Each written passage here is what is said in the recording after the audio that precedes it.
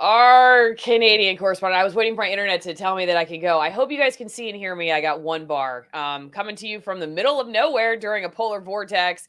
But someone who can't complain is, I guess, well, you know what, Clyde, since you are more like British Columbia, the weather there is not so harsh, right? So mild for Canada. It's the most Yeah. mild you'll find, and I'm like in the southern part of British Columbia as well. So it pretty much Washington State is where I live. Yeah. Well, Western Washington State, not Eastern where I am, because we've had like Yeah, a that's blizzard a week since November.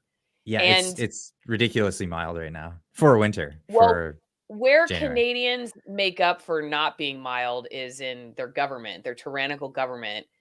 And we're going to talk in a second about how actually the United States beat you guys to this. We're going to talk about a doctor that I had on my channel who had her license suspended in part because of. Oh, we lost our host. It looks Oh, like. let's hope. Oh, Did I cut out? Did I yeah, cut you cut out? out. Yeah, you cut out. You're All right, frozen just right now, but you're back. take it away. If I freeze, just tell people what's going on. Yeah, no problem. No problem. Let's I'll start fill there, in. Clyde. Go for it.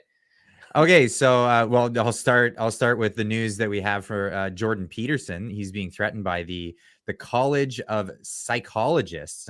For people who are unfamiliar with the way this works, these are actually private entities. These are colleagues within any sort of medical field, and there are several colleges throughout all the medical fields. The psychologists will have them, the physicians will have them, nurses will have them, all of these different colleges. And what's made up of these colleges, you have a board, and the board is elected by your peers in the industry. And there are elections, they take place periodically, but these boards make up the decisions for disciplinary action, as well as make up decisions for what's going to take place in the industry that they're regulating over, and also well, who holds a license and who maintains those licenses. In recent times, actually, as I've been learning more about this story, since 2018, Jordan Peterson has been being harassed by members of this college of psychologists in Ontario. Now, for people who are unfamiliar with how Canada works, in Canada we have everything's broken up on the provinces. So this would all be within Ontario. Me living in British Columbia, we're actually subject to new rules with the colleges, and we covered this in the last time that I was on the show, covering Bill 36 in British Columbia, which is, it would get even worse for Jordan Peterson if they had a bill like Bill 36 in Ontario, which would give the boards no longer being elected by their peers, but appointed by political people in politics. So politicians would be choosing who sits on the board, and they don't necessarily have to be colleagues anymore. They can be chosen from any walk of life, just as bureaucrats for the government. So, okay, so you actually did a video and you did some research about it, and you found, everybody go to Clyde Do Something's YouTube channel, just hit 100K subs. Have you shown everybody your, oh god, It's so fresh. It hasn't even come to me in the mail yet. So thank you so much. You're frozen, oh but lord. I'm sure you know that. Okay, there you go. Go Thank you back, so yeah, much. go back, your video. So yeah, tell people, because this is the video you did about it, and you had Maxime Bernier on talking as the news broke, and he seemed to be somewhat surprised, but I guess I'm not surprised by it. Okay, well, you're in touch with the news and what's going on in America, and you said that there's a similar case there, Yeah. but so Maxime Bernier, it was actually just happenstance. I was doing a chat with him. It felt more like an interview. He is a politician, so when you do interviews with politicians or chats, they turn into interviews, question and answer kind of thing. But one of the things that hit just before I had him on was this whole story with Jordan Peterson. We didn't know much about it at the time, so I asked him his initial thoughts on it. For those that don't know, Maxime Bernier, he's not an elected official at the moment in Canada, but he is the founder of the People's Party of Canada. It's an alternative to the mainstay parties in Canada, being, well, the Conservatives, the Liberals, and the NDP. In order of left to right, it would be center, left, and lefter. So he's given another option for people who want to have something that's a little bit more center or center right in that respect. So he came on the show, and I posed that question to him because there's no better opportunity than the time that you have him on. But yeah, went into it a little bit more in depth after the interview and before publishing it this morning. And yes, Jordan Peterson was he's actually being held like they've filed. So here I have it written down just so I can get the facts straight. On December 22nd, 2022, it actually was. The college filed its most recent decision, released the inquiry's complaints and reports committee decided to require Dr. Jordan Peterson to successfully complete a prescribed specified continuing education or remedial program. So they have an acronym for that. And in a sense, it's re-education on how to publicly appear as a member or somebody who holds license with their board. They're effectively trying to police what he can say publicly in his capacity. And well, if he doesn't go along with this is one of these things where it's actually something he has to pay for as well. So this re-education training is going to be $225 an hour at his own cost for an undetermined amount of time. And when it's all through, when they've decided that it was enough, room 101 from 1984, when it was enough of that, and he's learned that 2 + 2 is 5, then they'll decide whether or not he gets to keep his license and call himself a clinical psychologist. Because you can actually be charged, apparently, for calling yourself a clinical psychologist if you pose as one publicly while not holding a license. There are some people saying they're no fans of Jordan Peterson, but this is insane. Am I on right now on my channel, or is it just yes, you, you're good. You you're good. Okay. You're coming through clearly. And you don't have to be a fan of Jordan Peterson. And this is the whole point of free speech is, like, even the most obscene and absurd speech, you still want to defend if you defend free speech, right? Like, this is the whole point here is that if any speech is not free speech, then no speech is free speech. And, of course, there are exceptions when it comes to the law. Like, if you utter threats, there are consequences to this speech, but there shouldn't be consequences to political speech, especially what he's being accused of is well, just being mean to people, essentially. And it's like the tweet about Elliot Page. He railed about the public transition of Elliot Page, and he did so because he's concerned about children being pushed into transitioning, as well as the obese model that they had on Sports Illustrated.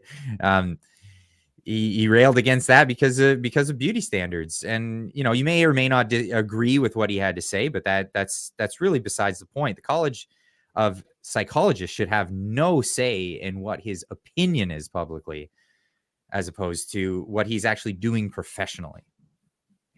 Yeah. Okay. So I want to tell people about Dr. Meryl Nass in a second. This is one of the interviews I did with her. As you can see, the title is "Doctor's License Suspended, Psychiatric Evaluation Ordered," because this has a precedent in the United States. If you think that Canada's just gone off the rails and is totally nuts, you're wrong. We may have started it. We may have given them the ideas. Who knows?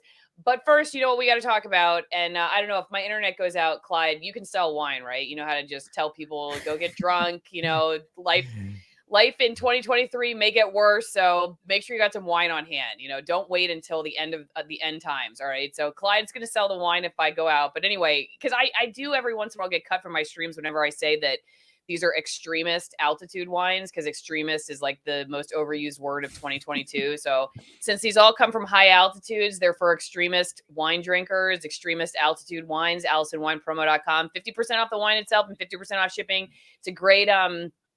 It's a great conversation piece if you're a wine drinker anyway.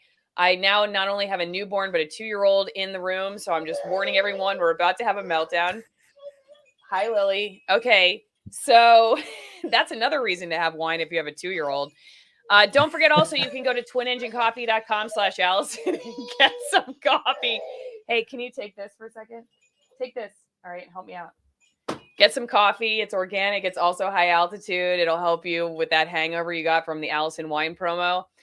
Clyde, I want to play this video, okay? Because I want people to understand what happened with Dr. Nass is something that, frankly, I really believe the media kind of ran interference for the Board of Health or the Board of Licensing in Maine who did this to her. I don't think that you're going to get, if you Google her name, you'll get tons of articles. Okay. She's a Maine internist. She's worked on tons of diseases like Ebola and anthrax. She's really high level on this stuff. Whoa, what just happened? Okay. Incident on the scene. Yeah, it's okay. We have I think my oh no. In real time, my daughter gave my son bitters. Do you know what bitters is? Like Angostura bitters? What? Bitters, it helps with digestion. It really helps him with digestion. And she just squirted some in his mouth right when we're talking. Okay, so I'm gonna play this since I obviously need 30 seconds to collect myself. Right. This is what it's like being a mom on a live stream. But Clyde, what I was saying is she's like done a lot of high level work, and the government has listened to her through many, many pandemics of, if you will.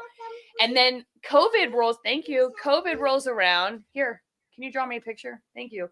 COVID rolls around. This is why you join Locals, because $5 a month, you can pay for a babysitter. All right. Everybody head over to AllisonMorrow.locals.com and put in for the babysitter fund, AllisonMorrow.locals.com. But anyway, long story short, they liked her. She was like, they listened to her through a lot of these pandemics, and listened to her research into anthrax, for instance, and into Ebola. Well, COVID rolls around and she's thinking outside the box, and all of a sudden now she's the ne'er-do-well doctor. And that's a story of a lot of doctors, frankly, through COVID. Like, you were popular in a lot of cases. The licensing board had no problem with you. You've been practicing for decades, never had any issues. Your patients were like, and then boom, all of a sudden, you're following your integrity and your compass the same way you always have in COVID. And that doesn't get you any popularity votes. And she's one of them. So, you'll have to go to ROKFIN or Rumble to watch this whole video with her that I did, because I didn't put the whole thing on YouTube, because I couldn't put the whole thing on YouTube because you can't talk. But she actually has to, in addition to like being suspended, having her license suspended, which she did, and now she's suing over that. Jordan Peterson hasn't even gotten to that level yet, but she did have her license suspended. She has to actually go through a psychiatric evaluation. Now, in part, it was for social media stuff she said on interviews and social media. And then also because she prescribed certain drugs for COVID off label because pharmacies were not filling the prescriptions. And they said she was, basically lying. But she was like, well, how am I supposed to get my patients what they need if you have pharmacies that are not filling, because you basically told them that you're going to yank their licenses too? It was a huge problem. So let me just play this little part. Clyde, let me know if you can't hear it. Okay, here we go. Directing Dr. Nass to submit to a neuropsychological evaluation by a board selected psychologist. So of course, one of their people is going to evaluate you. And if I'm reading this correctly, what I'm finding is that, number one, in video interviews and other statements on Twitter, for instance, you made comments that they don't like. For instance, that you did not intend to comply with masking and vaccine orders, that the federal government won't let us find out how many people are immune from less severe or asymptomatic COVID. You're questioning PCR tests, you're questioning the vaccines, questioning kids getting the vaccines. You make a comment. That's probably where I'm going to cut it, just, just to be safe.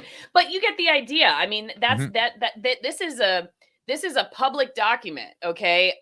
So when the stuff I'm reading, that's what our, the Maine state government said they were concerned about her saying, questioning masks, questioning vaccines for kids, questioning and saying she's not going to follow the vaccine orders. And yeah, they yanked her license, and she's still fighting. She's still fighting, and she's not practicing medicine because of it. So I just thought I'd bring that up because it is a serious problem. It is a serious problem, and it's a problem that we're actually having in Canada here. I just gave you a link in the chat. in our chat here. And this is to a court case. This is the lawtimes.com. Court affirms suspension of doctor who allegedly issued COVID vaccine exemptions to high-risk patients. And the Ontario Divisional Court has affirmed the tribunal's tribunal committee's decision to suspend a doctor's license who allegedly issued COVID vaccine exemptions to patients at high risk from the virus. So this is, I think, this particular incident is something that's been happening on both sides of the border when it comes to the pandemic and a lot of these cases. What's been happening with Dr. Jordan Peterson, though, I think is a little different because it's a different college. Instead of a college of physicians, this is a college of psychiatrics. So this is a psychiatrists that are, or psychologists, sorry, that are trying to pull his license because of his political opinion outside of the realm of what he actually does as a clinician. And this is where we're really kind of breaking new grounds in Canada anyway. You wanted to talk about this. That's correct. Yeah. Okay. So did you already mention it when I was like running to get my child milk? I just brought it up now because it reminded me of this case. That's what you're talking about. Yeah, okay. Yeah. So it just reminded me of this case because you'd gotcha. Mentioned, and I was like, wow, this sounds very familiar. And this is only one case of many within Canada where doctors have lost their license to practice and are not able to practice as doctors, practitioners, or under whatever field it was across Canada in different circumstances. So yeah, this is something again, it's happening on both sides of the border. But in this case, this was allowing for exemptions for people who wanted the exemption for the vaccine. Yep. When Canada was actually running, we had, depending on our provinces, we had different measures in place, whether it was a QR code or some sort of evidence that you had vaccines or however many vaccines, and you would be okayed or not okayed. And then that event inevitably went into the cross-border app for your telephone, known as the Arrive Can app, which they inevitably suspended. All these things have been suspended. Nothing has been removed at all. So we're all just waiting for the next chance that they'd like to bring it all back. Let's go to questions from locals real fast. Don't forget, again, support the Babysitter Fund over at AllisonMorrow.locals.com. And the benefit is you get to put questions in ahead of time for interviews for some of the most censored people on the internet, and for our Canadian on the scene reporter, Clyde Do Something. Peterson will be their pinnacle if they get him to cave, but it may be the wrong hill to choose to die on too. At this point, does Peterson need his license to continue his speeches? Will the loss of license just make him more desirable as a speaker? That's a really good, a really interesting point. And actually, the timing is quite suspicious about this whole thing. It was actually around the beginning, about the second week of December, where he made some statements publicly about anonymity on the internet, and he received a lot of backlash on that. And it seemed like the timing, and this is me just speculating, but the timing seemed to come at a perfect time for kicking him while he's down. But he bounced back pretty quickly, and people are on his side when it comes to this. So we'll see where it goes. Do you think Jordan Peterson may just be the means to acclimate people to this practice, while he may not lose anything himself? Might he who desires to remove anonymity online even be a willing actor in a play to actually go after others? I think someone not a fan of Jordan Peterson questioning the reality of all this, or whether it's theatrics at play. Well, so like a lot of people were mentioning the anonymity thing, and I just brought that up. So there's a lot of criticism of what he had to say about anonymity on the internet. And I think that's an interesting conversation to have. And I think we need to have that conversation. I don't think he's formulated a great opinion on that just yet, but I think he's really thinking out loud in a very, very public way about the idea of what anonymity is and what the effects of it are. I wouldn't advocate for getting rid of anonymity. Absolutely. I know a lot of people are railing against him in this case about that. But yeah, Jordan Peterson, if he loses his license again, he won't be affected like other clinicians that rely on that particular type of work. He's more of a public speaker or more of a public intellectual now. So the effect on him would be less heavy than it would be on someone who relies on that. And it's a good point to say that maybe it's something that they may think that he won't fight so hard for it, but it'll open the door for them to do this to other people, and that's what most people are fearing in this situation. More complete explanations that I've ever heard, Clyde. So thank you for that. Oh, okay. How can we help him defy this re-education program? If they succeed against him, we're all in peril. Don't get on the train. Can we write? I'm in California, so it's difficult to get heard as it is. It's kind of quirky that only social media needs retraining. Is there an exact definition of social media? Justin Trudeau and Chrystia Freeland need to be examined down to the pixels. So I'll leave a link in the chat here so you can put it in your description. But this is members, people where people can actually go and complain to the College of Psychological Associates in Ontario. You don't need to be a member of the college to file a complaint, and you can file a complaint regarding it. You can't refile a complaint regarding the college, but you can refile a complaint regarding the members. And again, I'll leave a list of the members of who are on the board, and I'll post that there as well. So you can file a complaint and say that the board is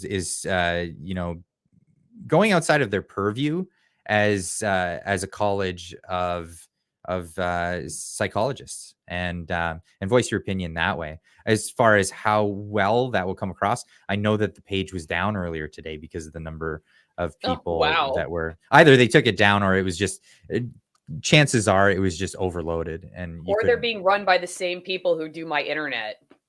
That's a possibility. Still hungover from June. Yeah. June. God, who's hungover? Me, I guess. January. But you can also, like, Americans can also write your congressperson, and say, hey, put the pressure on Canada. They're like, we care about our neighbors to the north, and you should say something publicly because we care about this issue. Okay, I think this is similar. Would filing complaints against all the board members individually help, since anyone can file a complaint? Well, I mean, it doesn't hurt. It doesn't hurt to file a complaint, but we'll only time will tell how far that goes. They may just have it right next to the shredder bin, for all we know. Right, right. Okay, and then a couple messages of support. JP must be doing something right. Truck Fudo, and then a very long message to I guess you, Clyde. I'll just email it to you. I can read it to you about freedom of speech and why Jordan Peterson's freedom matters and all this. So thank you everybody who added stuff. I'm afraid to read it with my internet because I'm afraid I'm going to get booted out, and I want to wrap up the stream. The one thing that I wanted to add is it's not like this is the first time somebody's suffered consequences for what they've written on social media, right? The difference, like in my case, I was fired from my podcast from a government job. Whether that was legal of them to do and violated my First Amendment rights, I guess remains to be determined in court if we decide to take that route. But what they didn't do was take away my ability to work again. And I think that's the big difference here, right? In the case of Dr. Nass, it's like she didn't just get fired from her job. She lost her license. So she can't practice her career anymore. And I think that's it's just another encroachment. Like for years, we've just kind of gotten used to the idea that you better be careful what you say on social media because you could lose your job. And now people are just kind of used to that. I wonder, like, is this the next step? And it's not just that you could, you better be self-censoring, otherwise you lose your job. It's like, you better be self-censoring because you may not be able to work anymore or bank anymore or travel or whatever it is. And I do think, it's just the next escalation of something that we were starting to become, like, I guess, trained to accept years ago. And now it's like, we're just used to that. We just accept that that's just a part of reality. Like no one cared that well, not no one, but like none of my journalism colleagues cared that I lost my government job, which is supposed to respect the First Amendment, for my podcast. They didn't care because people just think you deserve it now. Oh, well, you shouldn't have run your mouth on the internet. You should have thought better. We're just used to it. And I bet you, if this kind of stuff continues, it just becomes one of those things that a lot of people will think you just get used to too. Well, you shouldn't run your mouth on the internet. Otherwise, this is the consequence. So I don't know. That's just what I think about, Clyde. Well, it's a slippery slope. It's a dangerous one because this is where you're not just removing someone's employ, you're removing their credentials. You're removing their ability to actually be employable in that field. So one thing I've been telling people for a long time is become uncancelable, get a trade, right? Because once you have a trade, you're great. But in Canada, we have an industry training authority, which gives us our license to operate as technicians. So I have a Red Seal license to be an automotive technician in Canada. That might be the next one on the chopping block. This is where we need to be worried about this. We have the colleges in Canada, which we're still in Ontario, a private entity, but it's been overrun by people with ideological means.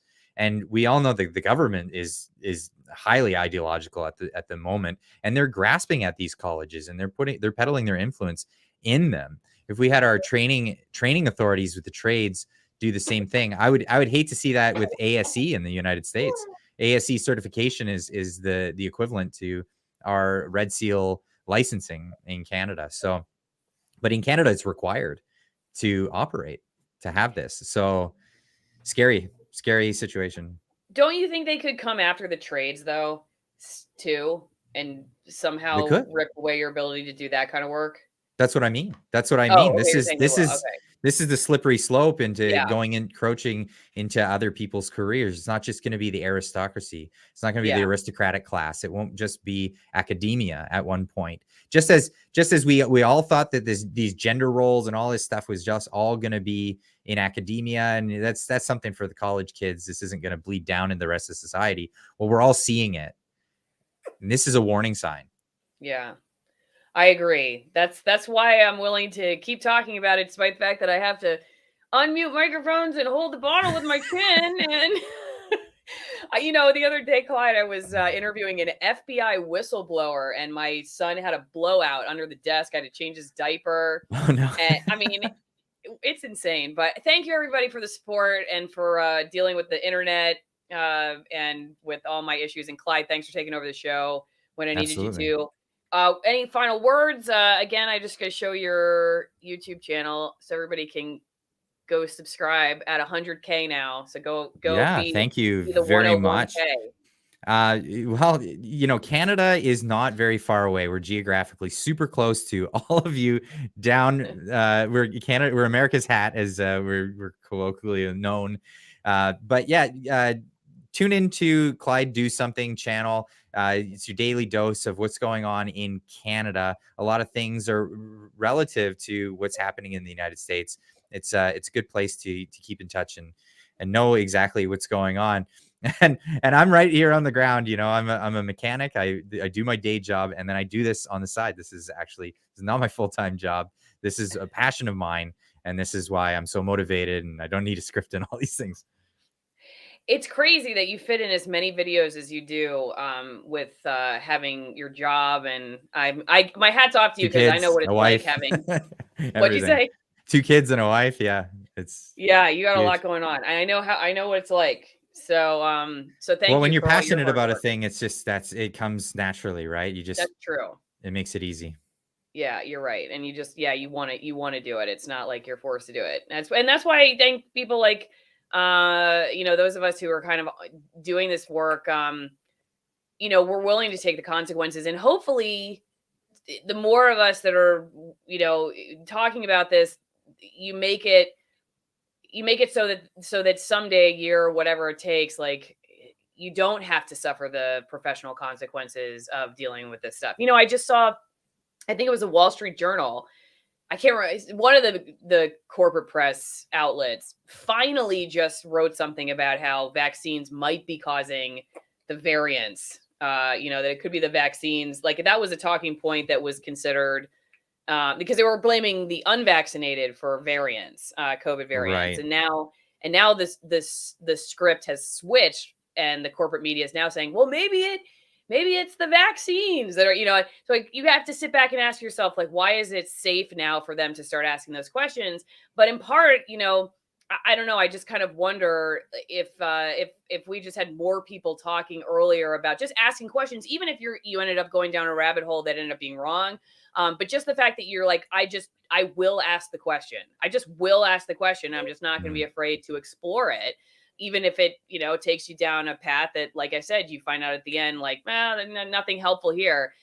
The real I think the danger most is important thing is to be able to admit when you were wrong about a thing, and I yeah, think that's that too. rare in journalism these days, and True. I've made my retraction videos. We all have, and I think it's important that we do it in a public way too, so people know, "Oh, that thing he said was actually incorrect. Okay, he's corrected Hmm. for it." And Yeah. you won't see it much from the mainstream media. They just quietly erase lines from their articles and have a little, edited note at the base of the page, but no, it's important that we get the facts right, and when we can't get them right, we definitely go back and retroactively make sure people know what's going on.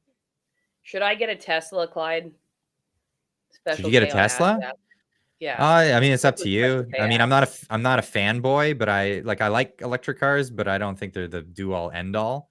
Uh, they're cool, but I know the fit and finish is not that great. They're a brand new automotive company, so the fit and finish isn't perfect, and they get away with it because they have Uber fanboys. So the Uber Yeah. fanboys will let them get away with all the little flaws and imperfections.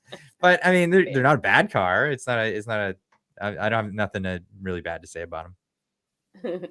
Okay, everybody. Thanks everybody for watching. I'm gonna hit the end stream with my chin on the bottle again. Really appreciate everybody. And Special K on Acid says, good answer, Clyde. Everybody go to Clyde Do Something shit. I'll see you next time. Bye.